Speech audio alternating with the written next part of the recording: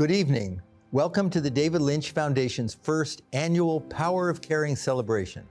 I'm Bob Roth.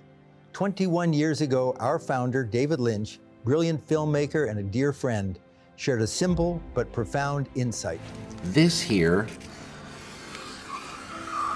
represents the surface of life. Surface. From his own decades of practicing transcendental meditation, David knew that beneath the stress and turmoil of daily life lies something extraordinary, something deep within every human being, not something we create, not something we visualize or believe in, something we simply access. And when we do that, when we access that innermost field, then stress dissolves, trauma heals, and our deepest qualities of creativity, happiness, caring, and love naturally emerge. Our own pure consciousness naturally emerges. Today, modern science is confirming what David understood intuitively. That insight is at the basis of the David Lynch Foundation. Since 2005, with the support of thousands of generous donors, we've brought evidence-based transcendental meditation programs that reduce stress, heal trauma, and improve health to more than 1.5 million people around the world. Veterans, first responders, healthcare workers, teachers, students, women and children rebuilding their lives after trauma, people simply seeking better health, greater peace, and a more hopeful future. Tonight, while we honor David Lynch and celebrate our 21st anniversary, we also celebrate something incredibly important: the publication of a remarkable new book, The Power of Caring, by Dr. Tony Nader, an MIT and Harvard-trained physician, neuroscientist, best-selling author, and head of the global TM organization. Dr. Nader's book couldn't be more timely. Throughout this evening, you'll be hearing inspiring stories about the power of caring. You'll meet extraordinary caregivers, explore cutting-edge science, and discover why caring is one of our greatest resources for healing ourselves, strengthening our communities, and creating a better world. Wherever you're joining us from, thank you for being here. Let's begin. Every meaningful conversation begins with a good question. Tonight's first question is beautifully simple. Why care? Why does caring matter so much? Joining us remotely are two people who have explored that question from different but deeply complementary perspectives. One through medicine, neuroscience, and the study of consciousness. The other, a very dear friend, through public service, journalism, and listening deeply. Together, they remind us that caring is both deeply personal and profoundly practical. Please welcome Dr. Tony Nader and Maria Schreiber. I'm going to begin with Dr. Nader. You wrote a best-selling book exploring the vast field of consciousness called Consciousness is All There Is. Now you've written The Power of Caring. Why did you write that? When did you realize that caring deserved to have a book of its own? Maria, Bob, thank you for being here. I wrote this book because I have spent decades watching people care imperfectly, including myself. I have watched doctors burn out. I have watched parents become exhausted by love even. I have watched activists become bitter because the world did not change as fast as they cared about it changing. And I have watched people withdraw from caring altogether into indifference or cynicism because caring hurt them too much. But I have also watched across many cultures and many decades the rarer human being who has found a way to care sustainably, to give decades after decade without depleting. What sets that person apart is not how much they care, it is what they are caring from. The exhausted ones care from anxiety, from urgency, from the constant pressure to fix everything. The sustainable ones care from a settled inner ground that is being constantly replenished. That distinction, brought from practical, scientific, as well as holistic perspectives, is the heart of the book. Every wisdom tradition has recognized in its own language that outer action rests on inner ground. Maharishi Mahesh Yogi captured the whole idea in 7 words: water the root to enjoy the fruit. That is one important argument of the book, compressed into an image anyone can carry with them. The Sermon on the Mount taught it, the Stoic philosophers taught it, the Bhagavad Gita taught it on a battlefield, Aristotle taught it in Athens as eudaimonia, flourishing that comes from a settled character, not from chasing what pleases the moment.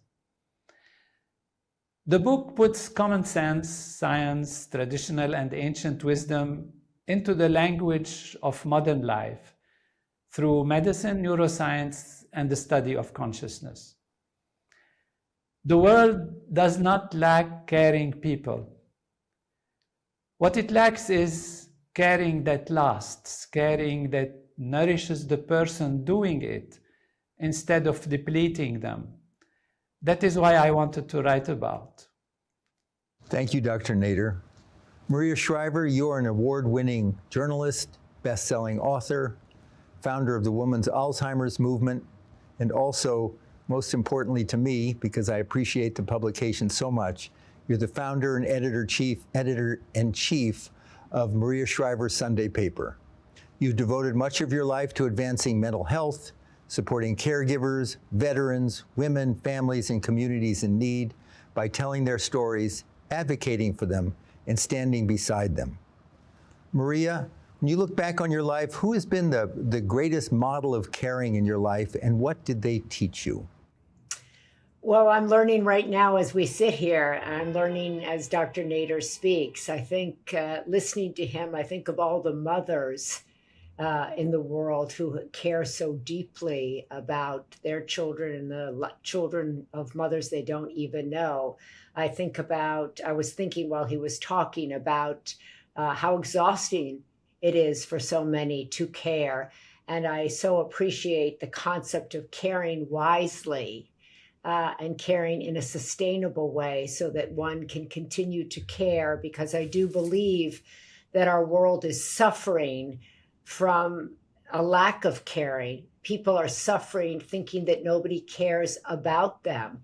People are suffering thinking they are not seen, that they are not loved, that they are not valuable, that somebody is not there for them. So when I think about people who have cared for me, I think about my parents, certainly. I think about my friends, my brothers, my siblings. I think about my own children who have taught me, each of them independently, how to care for them in the way that they needed to be cared for. As a boss, I think about how to care for people who work for me. As a storyteller, I think about caring about people's stories and how to tell them in a way that other people will care about the stories that I'm telling. But I think care is not a valuable commodity in our nation or in the world. I don't think people value care the same way they value success or the same way they value money. And I think that that's something that I hope will change. You said in the beginning when you were talking about it that caring is personal and practical, I think were the 2 words you used, Bob. But I think it's also very public value. I think we see what happens when it's not valued in a public way, when it's not valued in the public square.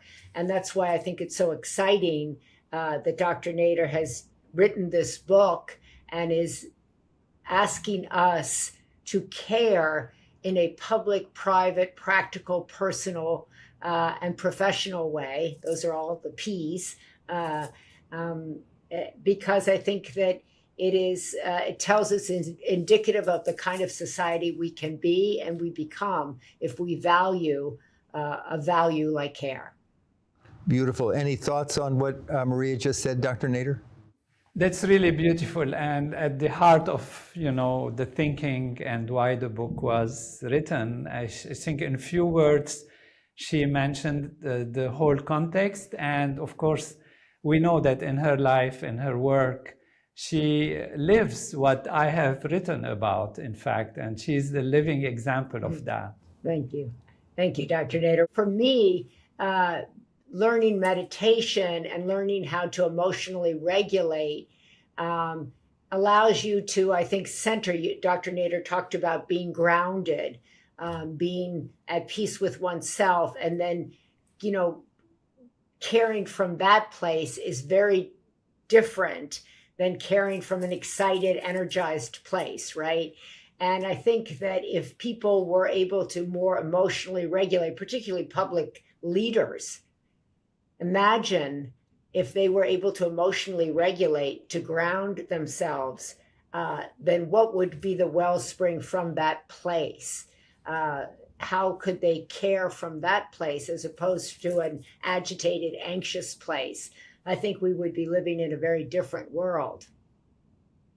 Beautiful. Dr. Nader, when people think of caring, I don't think they think of power with caring necessarily. Or some people have said, why are you talking about the power of caring? Could you comment on that? Answer their questions? Well, yes, thank you, Bob. It's really a commentary almost on what Maria just said to us. In terms of power, when we hear the word power, most think of control, political power, economic power, coercive power. That is one meaning, but it's a narrow one. The older meaning of the word is closer to capacity or force or energy. The power of an engine, the power of a current, the power of an idea to change a life.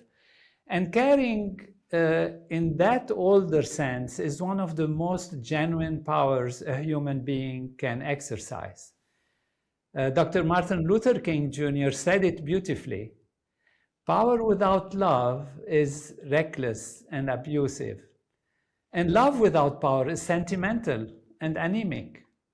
Power at its best is love implementing the demands of justice. Every civilization has understood some version of this. Confucius spoke of Ren, humanness, as the foundation of good governance. The Jewish tradition speaks of tikkun olam, the repair of the world. The African concept of Ubuntu holds that I am because we are. Different words, same insight. Caring is not the alternative to power. It is the truest form of it.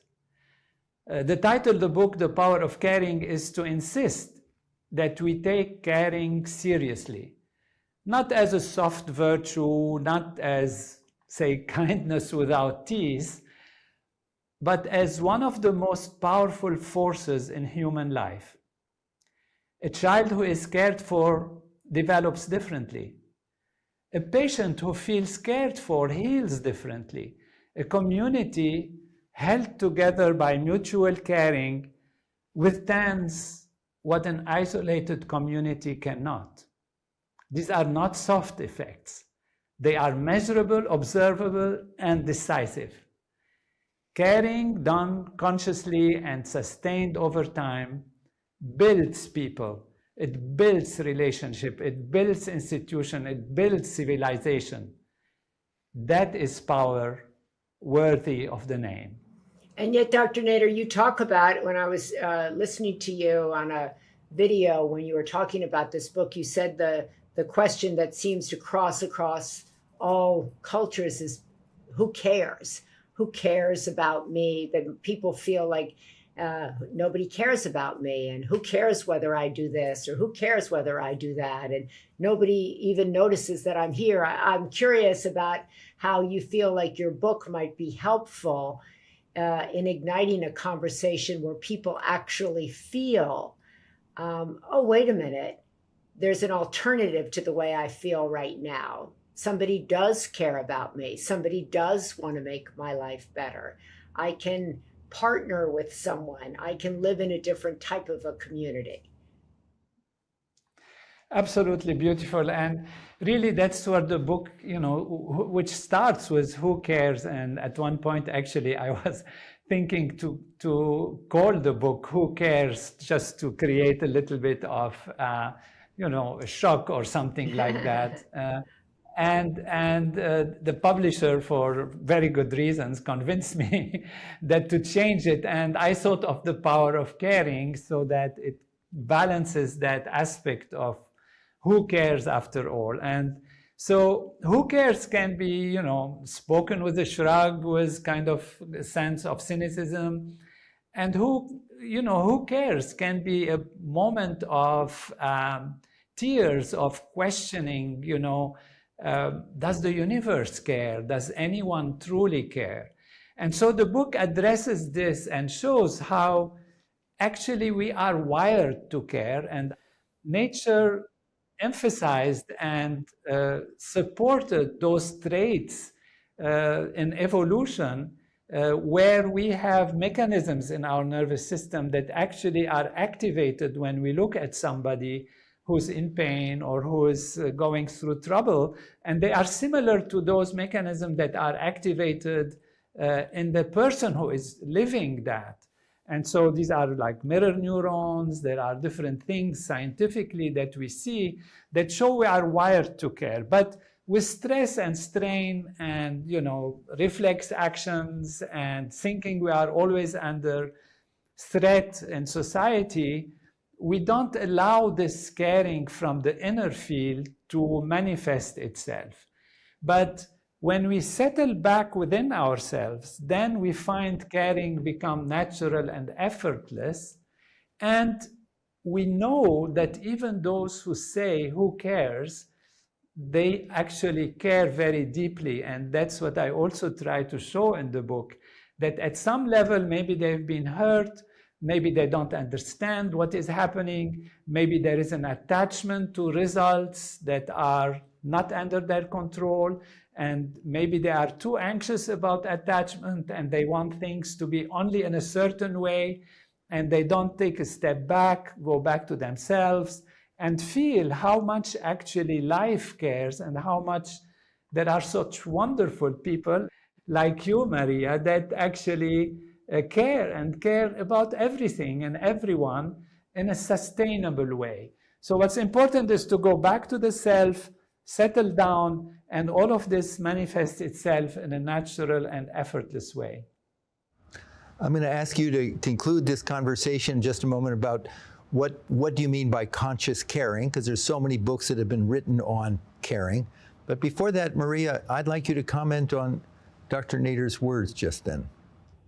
Well, I'm commenting all over the place about his words in his book, his whole life philosophy. I think exactly, he's talking about offering up to all of us to rethink how we live our lives, actually.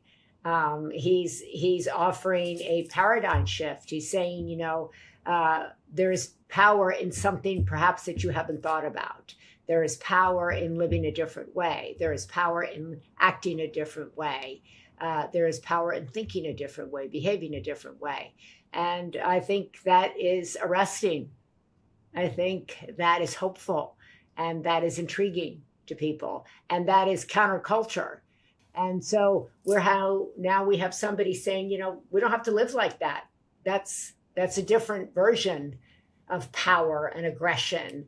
And I mean, I could go down a whole thing on that, but and then there's this other way.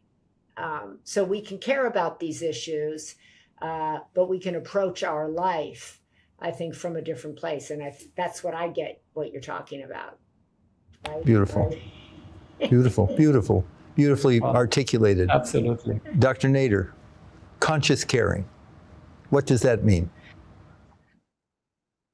See, we spoke about reflex caring, or caring being wired in us, which is fabulous, and it's part of evolution. So we know that physiologically. There is another aspect of caring that is like moral obligation in a sense. And there are precepts and guidelines, how to care, when to care morally, what is good to do, when to do it.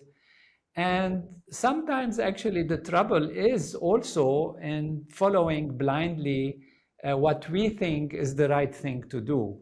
Although guidelines and ideas, that's why we're talking about, that's why there is books and there is thinking and there is discussion about importance of caring so that we clarify how we care.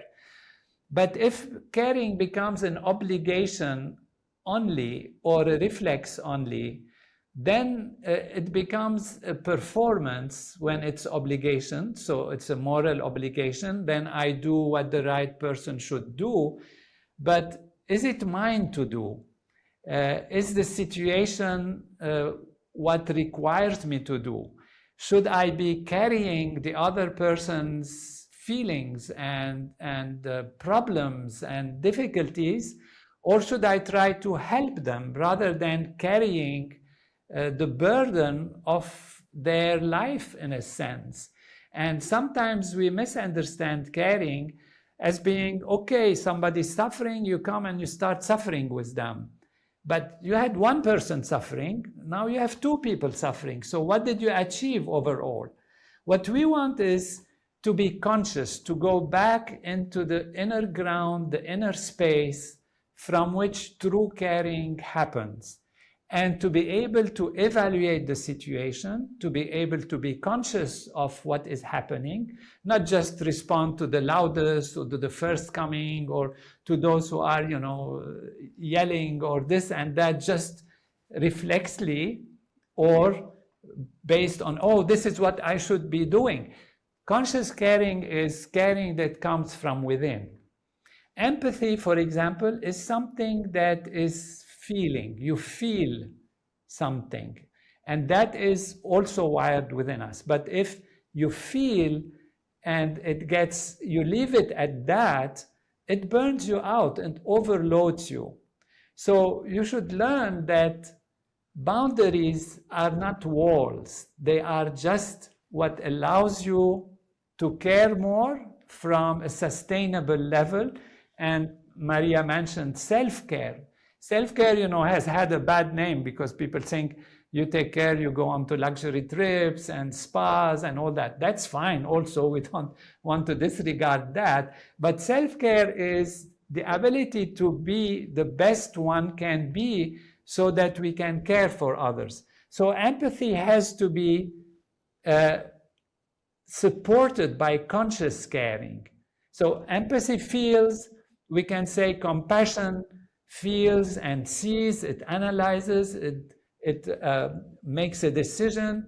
And what I would call conscious caring is feels, sees, and acts appropriately so that the outcome is the best that it can be, and it doesn't overburden the giver, nor deplete them, nor oversteps the receiver also, the receiver's freedom, the receiver's quality. Sometimes care, which is reflex and kind of only performance, becomes control or becomes anxiety about how things should happen, and if they don't happen this way, I get overwhelmed or I retreat, etc.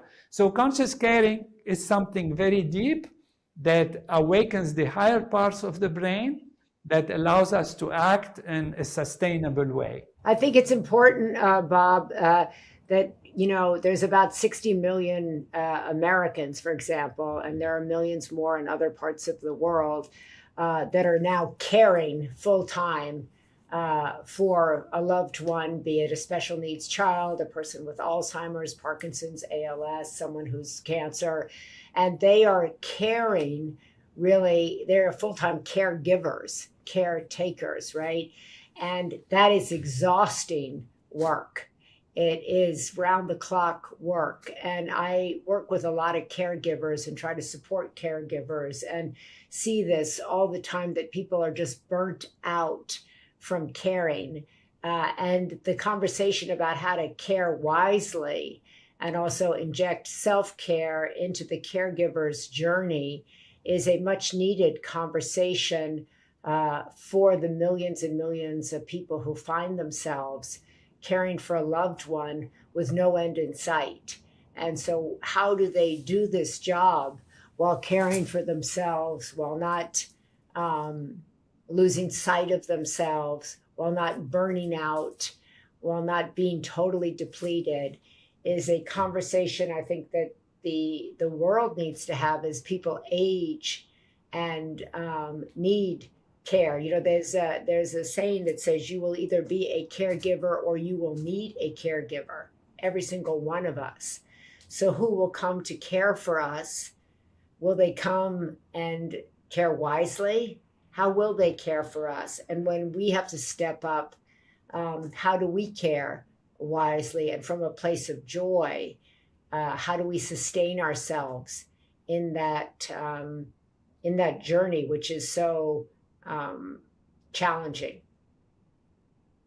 It's a beautiful point you raise, and it's a perfect transition to the next section of this celebration, and that is the focus of the David Lynch Foundation. Actually, we're celebrating our 21st anniversary, has been on delivering transcendental meditation to, as you know, under-resourced populations, but we also deliver it to caregivers. And a big focus has been on caregivers, whether it's frontline healthcare workers. We have a big emphasis now on bringing it to nurses and doctors, to first responders, veterans who have been caregivers for us, to school teachers. So that focus is we need to give them a tool. We talk about it, but we need to give them a tool, and we have called, in honor of Dr. Nader's book, The Power of Caring, we have launched, this is actually the first annual Power of Caring celebration. And this is going to be the theme of this year is Power of Caring. How do we promote self-care for everyone? And every one of us is a caregiver in one way or another, everyone. And every one of us can get burned out. So transcendental meditation for self-care and transcendental meditation for all of us as caregivers. So this is a wonderful transition because we're going to meet in the next section some men and women who are on the front lines of caregiving and how their use of transcendental meditation empowers them to become not just give more, but as Dr. Nader and you say, care better. So thank you both for joining us for this session, and we'll move on to our next section. Thank you.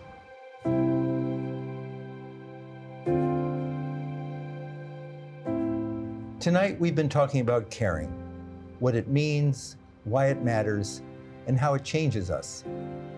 Caring is something, if we are fortunate, we witness every day, sometimes quietly without fanfare. Let's meet some remarkable people who show us what caring looks like in action.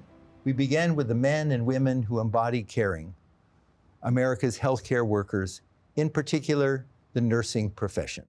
You're always on. If you come in and you're not feeling 100%, doesn't matter. You still got to perform and you still got to do what you need to do because people's health and their well-being is in your hands.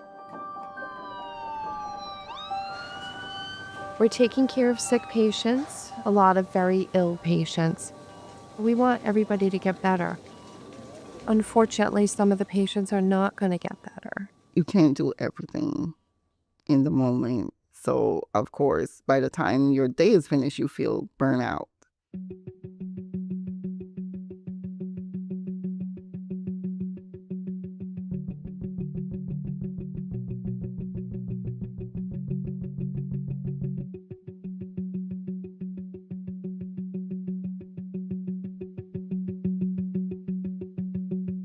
Healthcare providers are sometimes the worst at caring for ourselves. We're trained to care for others.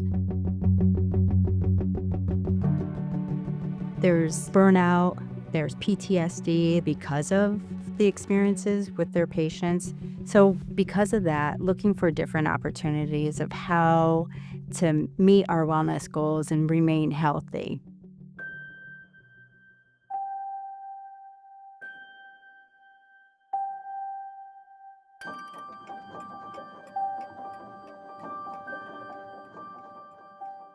And so I learned it, and I learned that I could actually do transcendental meditation. I just don't feel like there's a weight on me. It's lifted. The weight is lifted. The stress is lifted.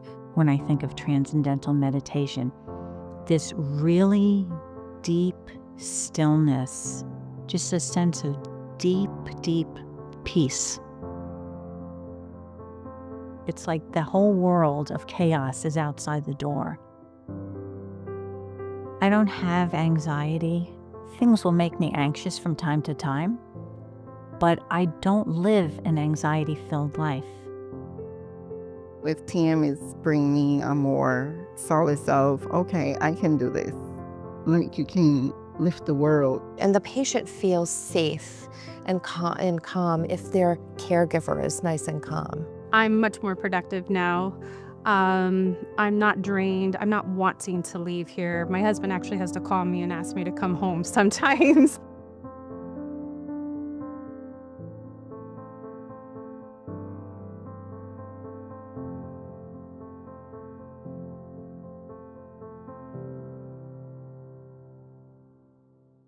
I'd like to welcome a panel of extraordinary caregivers.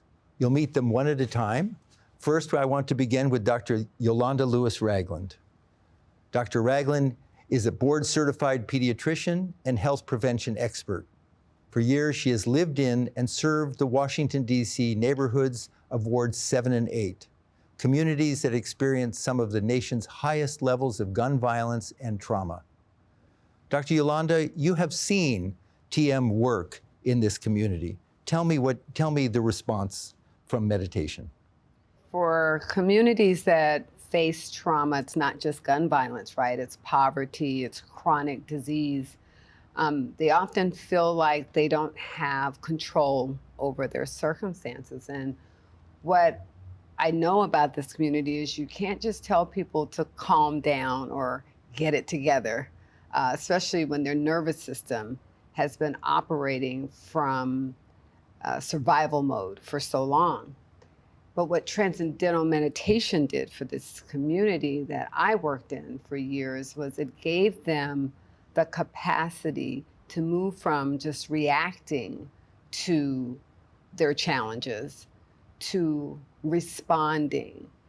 And that's a space of real empowerment. I saw parents be a lot more patient with their children. And the teens that I work with as a pediatrician went from just sort of reacting to their environment to really focusing on solutions. And so in this community, they got to learn how to really care for themselves. When you're really often caring for others, you don't learn that on your own. And so for them, it was a moment and a space where they saw that healing doesn't just happen in the clinic or in the hospital. It actually starts on the inside of them. Beautiful. And how has it helped you, transcendental meditation, in your life? I was, single mom of 3 and balancing medicine, motherhood, leadership, and service. TM was my anchor. TM allowed me to really just sort of reset and restored it. It allowed me not to have to pour from this empty cup. It allowed me to learn how to fill up that cup, not just daily, but twice a day, which was, abundance. And so I think that we do a disservice as healthcare workers if we only focus on the outward energy of healing others and not really recognize that healing ourselves is a responsibility. Thank you very much, Dr. Yolanda. Of course, caring isn't always quiet. Sometimes it runs towards danger. Firefighters and first responders care for others in moments of crisis. While most of us experience only a handful of traumatic events in a lifetime, first responders may face hundreds. Tragically, more firefighters die by suicide than in the line of duty. The thing about being a firefighter is you can go from 0 to 60 at the drop of a hat. People are screaming, people are yelling, and you have to remain calm. We realized early on that you had to have some stress debriefings, and it wasn't well accepted. You know, people, I'm okay. This is what I'm supposed to do.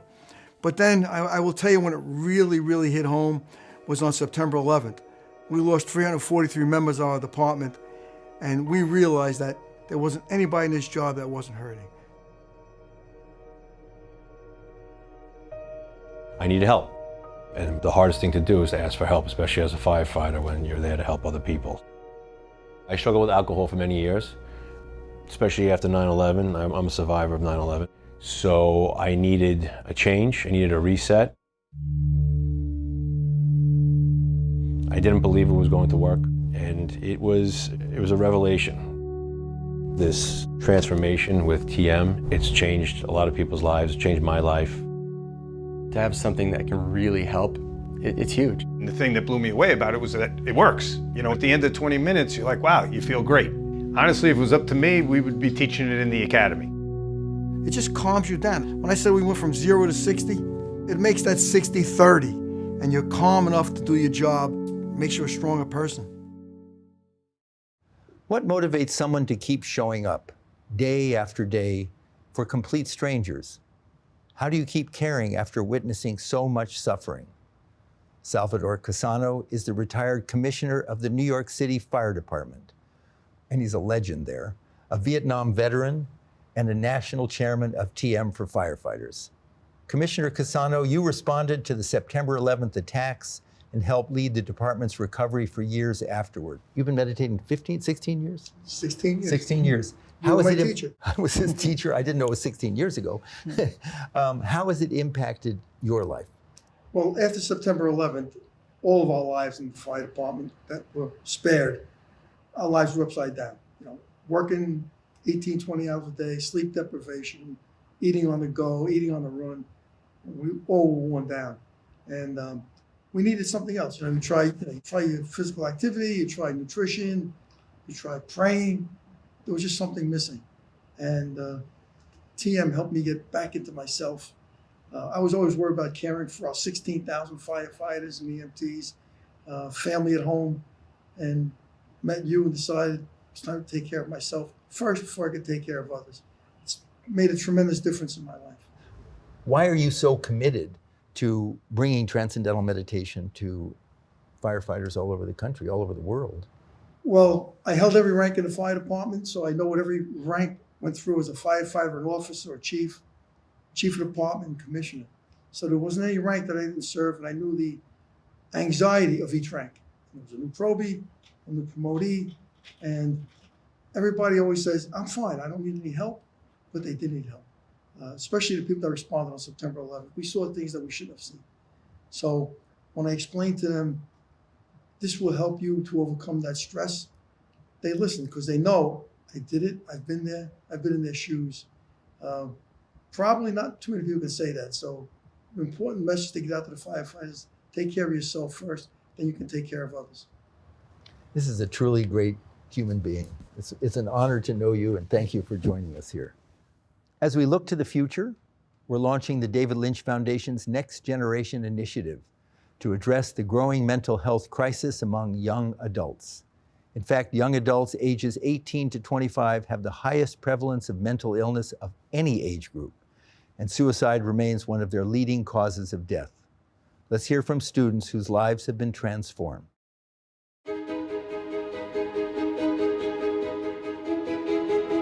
I was becoming very stressed with a lot of my academic responsibilities, my musical responsibilities. I felt like I was spinning out of control.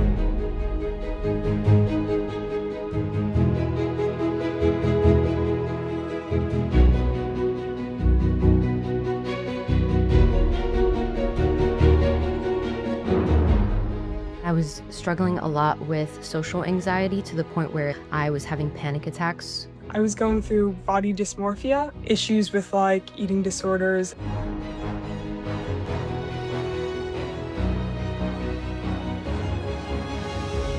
Everyone who's here at Princeton got here because they are really motivated, and that's where that pressure comes from. I think that's a good segue into why TM I think is really important, because TM helps you deal with that.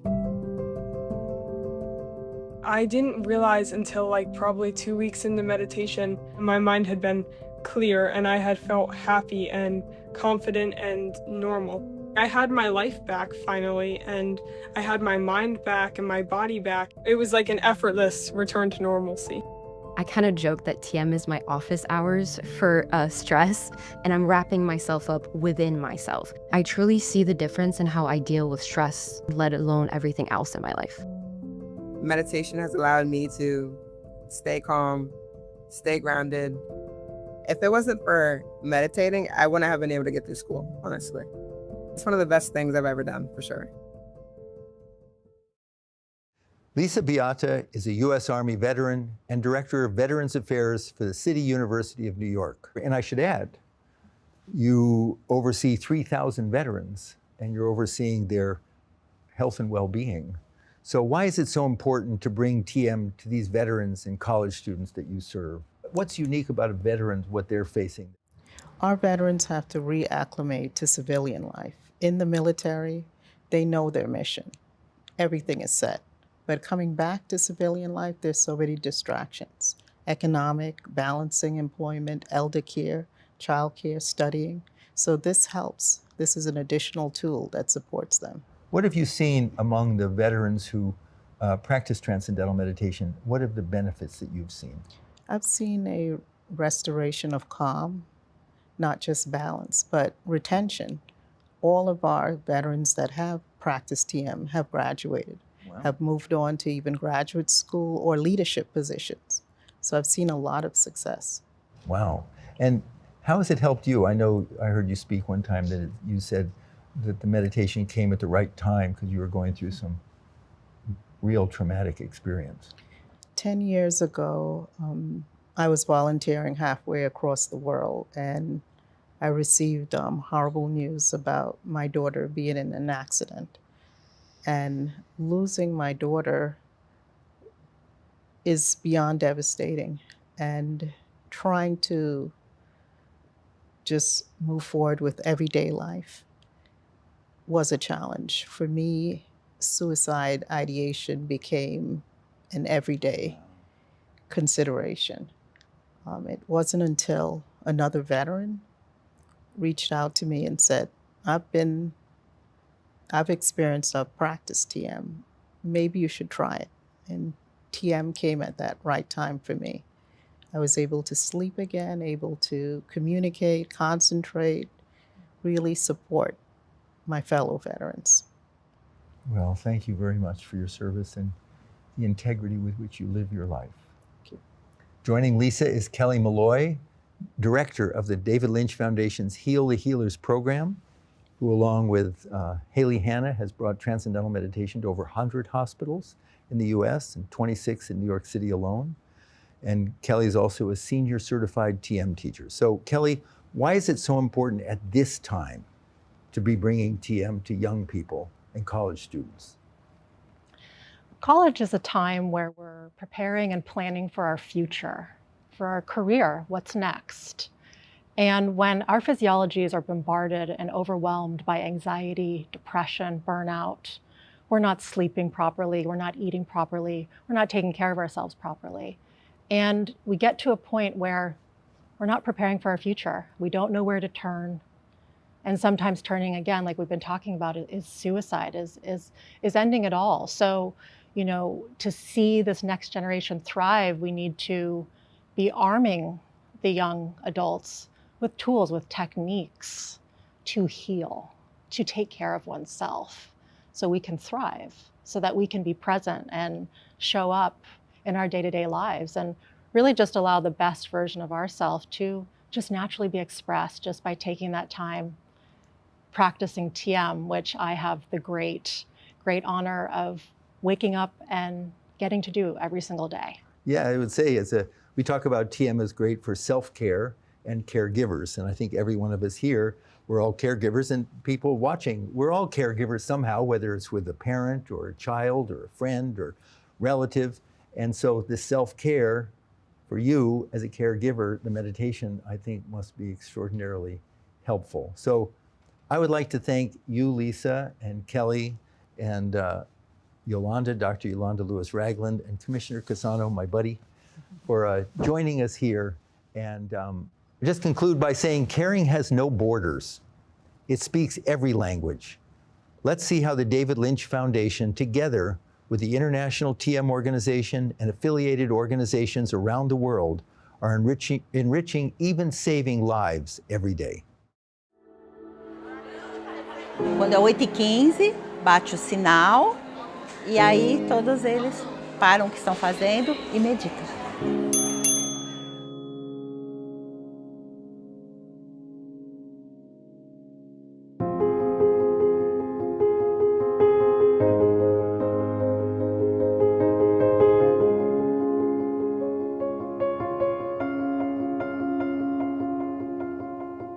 A través de la meditación empezamos a ver que se están alejando de las drogas. Hemos combatido la cuestión de las peleas, las agresiones.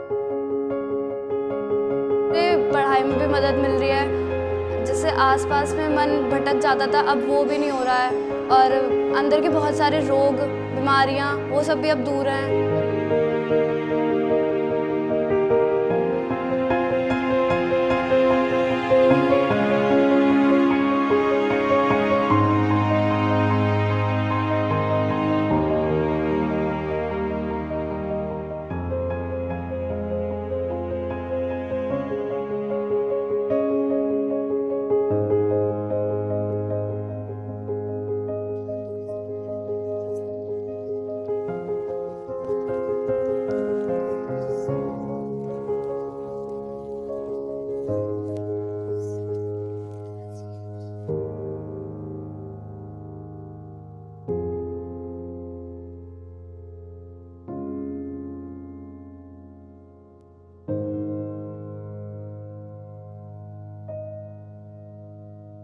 If we can get that change within each one of us, the change from within, we will change the school and we will in turn change the community.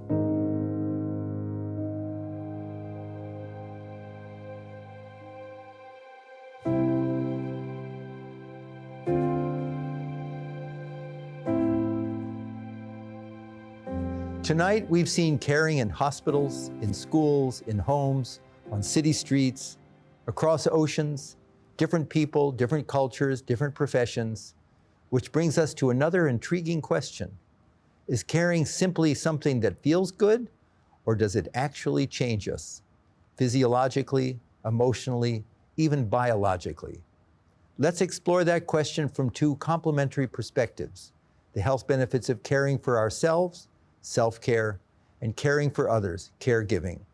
I'd like to welcome back Dr. Tony Nader and invite a dear friend, Dr. Jennifer Ashton, to join us. Dr. Ashton has spent her career caring for people during life's most vulnerable moments. As America's trusted medical correspondent with ABC's Good Morning America for over a decade, she's helped millions navigate everything from pandemics to everyday health challenges with clarity and compassion. Now, through her new company, Agenda, she's helped people take charge of their well-being in new ways. Dr. Ashton, what does the science tell us about how caring benefits the caregiver? Well, I think we're learning more and more about that today, but it really starts, I believe, thousands of years ago. When the first caregivers, which were mothers, had to nurture their young, we started to learn the importance of skin-to-skin contact, the neurophysiology behind it, the sociology behind it. And that has only grown. And in some ways, I feel like we're in the infancy of understanding about caregiving. But in other ways, as I said, it goes back probably to the beginning of time. So, at the end of the day, what we know about caregiving is that it provides benefits, physiologic benefits and psychosocial benefits and psychological benefits on both ends. So it's truly a bidirectional process, which is unusual, actually, when you think about it. Thank you, Dr. Ashton. Dr. Nader, I do have a question for you in a moment about the research on transcendental meditation and how it helps deal with stress. But would you comment on what Dr. Ashton just spoke about? I'd love to get your perspective. She's absolutely on track. In fact, if, as from neuroscience perspective, it's as much as we know about the brain, which is evolving, but we still feel we are in infancy in understanding consciousness and awareness in its fullness, and how consciousness, which is the field on which the feeling of caring, the thoughts of caring, the ability to give, and its relationship to the body, and we know that caring has a effect on the parasympathetic system, which is the clearing, digesting, and resting system that reduces blood pressure, etc. So, this is where the science actually becomes precise and, in fact, beautiful. So we know when the mind settles into what we call restful alertness, a state where the body is deeply relaxed and the mind is quietly awake, the brain does something remarkable. And this happens when we are in a caring, caretaking position. So could you talk a little bit about what happens to the brain and the body during that transcending, during that meditative state? And then I'd like Dr. Ashton to talk about her own experience with meditation. TM, how long have you been meditating for now, Jen? Dr. Ashton? Oh, I think 12 years. Yeah, Dr. Ashton been at the forefront of bringing transcendental meditation to the public with her television work, and I'm also happy to say that Dr. Ashton received the David Lynch Foundation's Woman of the Year Award last year in New York City, and it was presented by her two beautiful, her son and daughter. So, Dr. Nader, could you go back to that and talk a little bit about what's going on in the brain and the body in transcendental meditation that makes it different from other techniques for relaxation or meditation? For one thing, what transcendental meditation produces is a state of what we call restful alertness. And restful alertness is where the body is deeply relaxed and the mind is quietly awake. So in this case, the brain does something actually remarkable. It is not the pattern of sleep. It is not the pattern of ordinary wakefulness.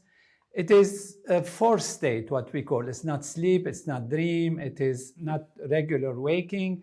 It's a combination where we see that in EEG, for example, electroencephalographic measurements, we see synchronized alpha waves across widely separated regions of the brain, particularly in the prefrontal cortex, the area where you have the executive function.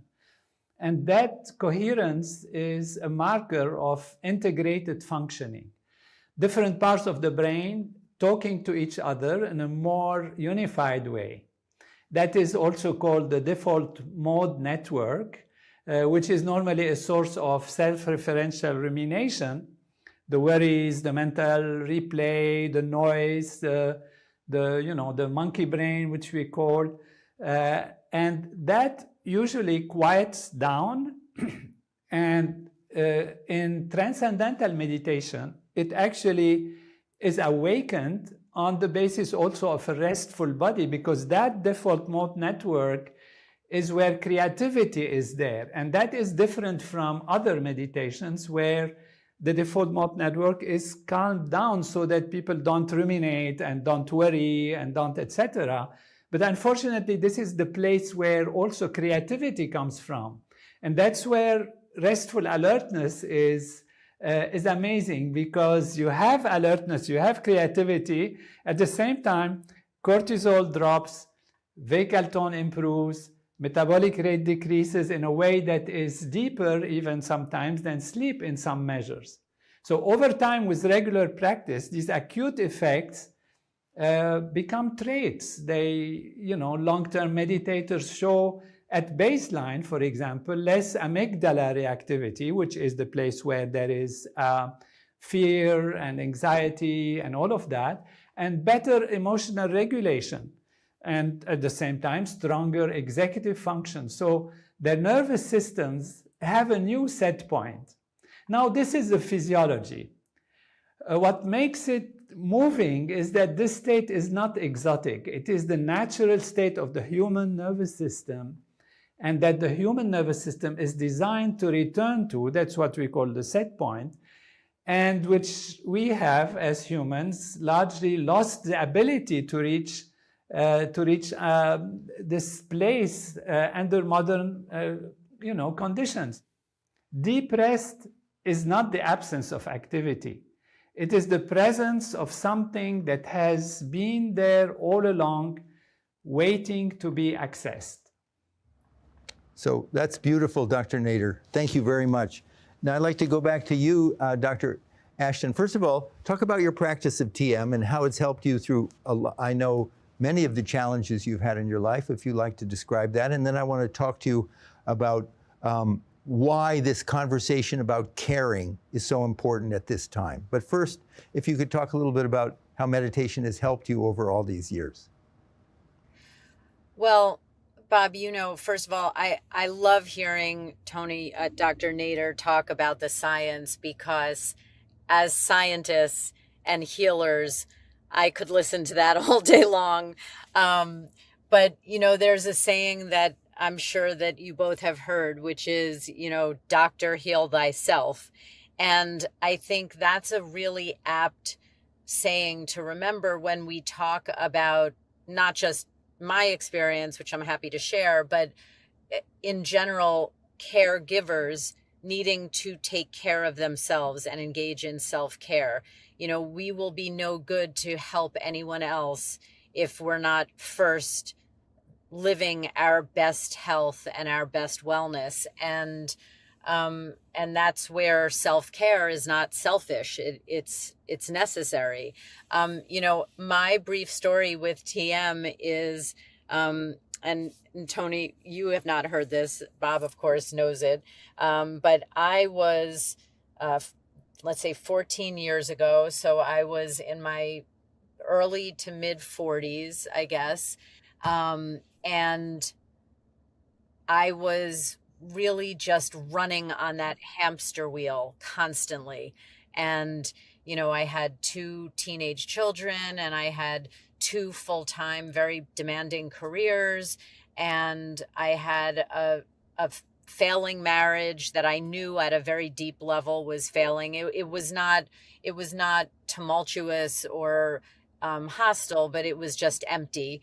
And I went to a woman's event and met a woman who had been doing TM, and she was kind of the second or third person that I had encountered that had done it. And finally I said, okay, maybe I was dense and clueless and oblivious the first 2 times, but now I'm really going to get it. The world is trying to send me a message. I need to learn this. And I realized that I had put so much attention into my physical well-being, but I had avoided my mental and psychological and spiritual well-being completely. And now, as I like to say, we all need a checkup from the neck up, but all of the science that you were talking about, Tony, it starts in the brain, but it affects the entire body. So it's not even really accurate for me to say physically well, but mentally not, because it's all connected, as we know. You can't have a healthy body without a healthy mind, and vice versa, really. So I learned TM with the David Lynch Foundation, and it makes an immediate and palpable and significant positive difference for me every single time. It makes me more mentally efficient and energetic. It gives me a buffer in terms of just navigating, all of the plethora of responsibilities that I have in my life then and today. And it enables me to respond rather than react, which is a very important distinction. And when I don't do it, it's noticeable. And so I have said many, many times on television and in my books, and today in Agenda, which is a digital community I created, if I could write a prescription for TM, I would. That is how powerful I think it is. We don't have to go pick it up at a pharmacy, and we don't have to see a doctor to get a prescription for it. Although, in my opinion, medically and personally, that is how powerful it is. Dr. Ashton, you've been talking about this prescription idea for some time, and the good news is, from the work of the David Lynch Foundation in partnership with the TM organization, is that there's now hospitals that are paying for their doctors and nurses, and soon medical students and residents, nursing and medical residents, to practice transcendental meditation. They hear about it on hospital time, they learn it on hospital time, paid for by the hospital, and hospitals are setting aside rooms for them to meditate. And the whole focus now of the David Lynch Foundation is for that coverage, that it's embedded in the healthcare system. Why do you feel now, at the world as it is today, which is so much divisiveness and so much polarization, is the conversation about caring going to be heard? And if so, why is this so relevant at this time? I see life through the lens of a physician. And so I think that in many ways, our world, our country, our society is in critical condition right now. And another way of saying that are the vital signs are unstable. And so when I have a patient in that condition, the premise of how I would think about taking care of that patient is to stabilize the vital signs. And in order to do that, I have to care for the patient. So if we look at what each of our ability is to help this chaotic situation, turbulent world that we're living in, it's first to care. You know, do we care that we're living in a world like this? And I think that, I hope that most people would say, yes, we do care. And so then the next question is, well, what can we do about it? And I think it always has to start from within, and then immediately it goes to the people that we come in contact with, which is very powerful. You know, even if it's one person, you're affecting one person, that might be that person for life. And that person may go on to affect 2 people, and those 2 people can go on to affect 4 people. And you can immediately see how just that first action creates a domino effect that can be transformative and can lead to stabilization of this very chaotic, unstable time. So I think that for me, it always starts and comes back to caring. Dr. Nader, several questions for you. Why this discussion now, today? Why is it so important? I think Dr. Ashton mentioned very important points, and it's just like, because I've thought about it, and the reason why I wrote this book is because of the importance of the conversation today. And basically is that we are living in a paradoxical moment. We are more connected than any generation in history, and at the same time lonelier. We have more information than any society has ever had, and less wisdom. We have more capacity to help one another than any culture in the past. And yet, many people feel paralyzed about how to make a difference. The US Surgeon General has called loneliness a public health emergency. Youth mental health is in crisis. Caregivers are burning out at unprecedented rates. Healthcare workers are leaving the professions they trained for.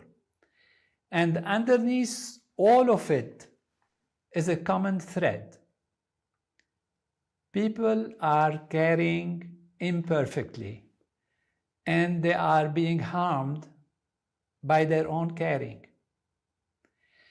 The answer historically has never been to care less. It has been to care differently. with an inner ground that can hold what caring requires. The Bhagavad Gita said it on a battlefield in a moment of paralysis. Established in yoga, perform action. First, the inner ground, then the outer work. Jesus said the same thing in the wilderness. By their fruits ye shall know them. And the fruit of a depleted person is not what any of us intend. The Stoics said it in Rome. You cannot pour from a broken vessel. The Sufi mystics said it in Persia. The wisdom is universal because the human situation is universal. This conversation matters now because we have arrived culturally at a place where we are trying to hold impossible loads on worn out inner resources. And the cost is visible everywhere. In our mental health, in our families, in our politics, in our public life. The book, The Power of Caring, is a small contribution to reversing that. It is asking a question we should have been asking all along. Not how much are we caring, but what are we caring from? If we get that right, caring flows sustainably. If we get it wrong, no amount of good intention can save us from the collapse that follows. If people watching tonight, they had made just one change tomorrow to improve their own health, their relationships, and the lives of others, just one thing, what would you recommend? Bob, could you ask me maybe one easy question? One thing. All right, you can have two or three. Okay, 2 or 3 things. You know, all right, I'm going to give you 3 things, Bob. And this is really at the foundation of everything I've ever said and done as a physician, as a communicator, whether it's in my office or to millions of people on television. Medically, physiologically, and I know that Dr. Nader is going to agree with this, our bodies need 3 things every single day. Our bodies need to move, our bodies need fuel, and our bodies need rest. And those 3 things are equally important. And, you know, you could say, well, so they need fuel. Well, that's your diet. Well, what if I exercise really well, but my diet is so-so? No, they're all equally important. And the one that gets the least attention in that is rest. And I put transcendental meditation and recharging our brains and resetting our mind in the rest category. Because, as I said, the body follows the mind. If your brain is not rested and recharged, the best diet and the best exercise routine will not help. And so that's my answer. You know, we need those 3 things. We need good rest, we need good fuel, and we need good movement. And right now, if I had to give a report card to the United States on that front, it would be probably a C- across the board. So we have a lot of work to do to improve, but the good news is that can start immediately for everyone. And the rest part is why we're here. And I just want to say a big happy 21st birthday to the David Lynch Foundation, because boy, how many millions of lives have been changed and will be changed in the future. And I'm just honored to be a small part of it. What would you say if there's one thing you wanted everyone to remember, the deeper message? I want to give you one recommendation, and I want to say plainly why. The single most high leverage change most people can make is to take 20 minutes twice a day for a genuine practice of deep inner rest. silent, effortless, non-devotional, non-religious, simply the mind allowed to settle to its own natural state of restful alertness. Maharishi framed the reasoning for this in a single sentence. The best way to help others is to be established in one's own being. 20 minutes twice a day is how one becomes so established. It is the smallest possible, deepest possible resource that I recommend, and that is transcendental meditation. Because it has been researched for more than 50 years, has hundreds of published studies behind it, and works for people across every culture, religion, and belief system, including those with no belief system. It is a practice, not a philosophy. The reason this is the highest leverage change is that it simultaneously improves the three things that were named. It improves your health, measurable reductions in blood pressure, cortisol, cardiovascular risk. It improves your relationships because a regulated nervous system is capable of empathy and patience much more than an activated nervous system that it simply cannot do that. It's excited, it's chaotic. And it improves the lives of others because when you arrive to your work, your family, your community, more settled, everything you touch is affected. No other 20-minute daily investment gives that kind of return.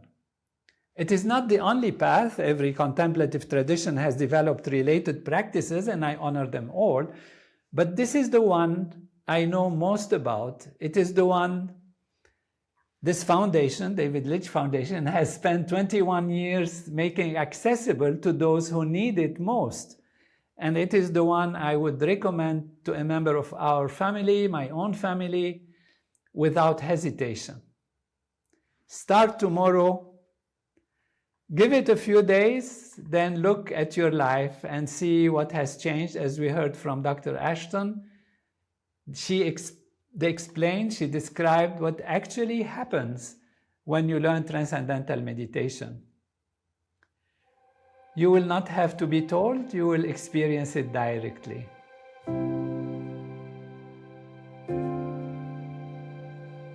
So this draws us to the close of this extraordinary celebration.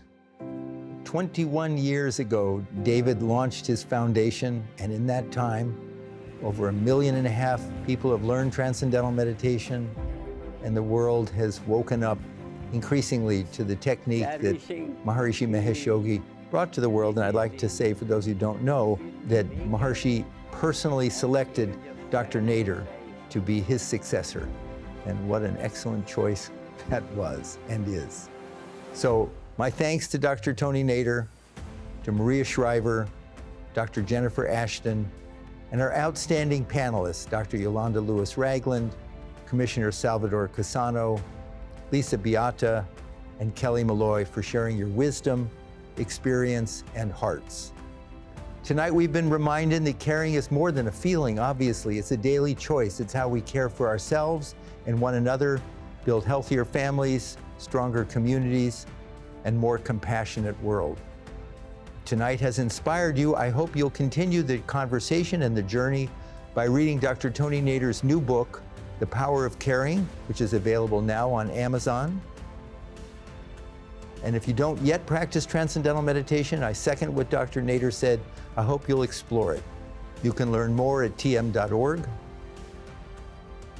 And if you'd like to support the work of the David Lynch Foundation for the next 21 years or for next week, please visit davidlynchfoundation.org. Before we close, a final thank you to Leonard Hintz, who heads up the TM organization in the United States, along with Dr. Howard Settle. Also for everyone at the David Lynch Foundation and the US TM organization who made this possible, thank you to you, and thank all of you for joining us tonight. Together, let's keep the conversation and the caring going. A poem of unknown origin. May everyone be happy. May everyone be free of disease. May auspiciousness be seen everywhere.